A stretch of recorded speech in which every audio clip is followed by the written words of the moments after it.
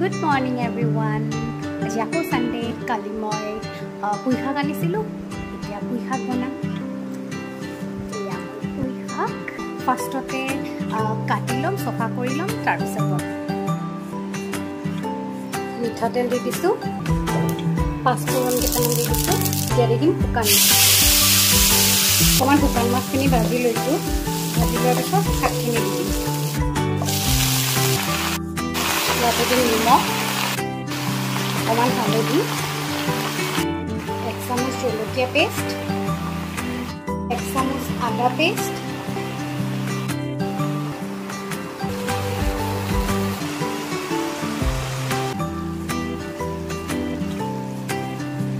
এয়া পুই শাক ৰেডি হৈ গ'ল শুকান মাছেদি পুই শাক ইয়াতে আপোনালোকে ৰঙালাও দিব পাৰে আলুও দিব পাৰে মই আজি নাই দিয়া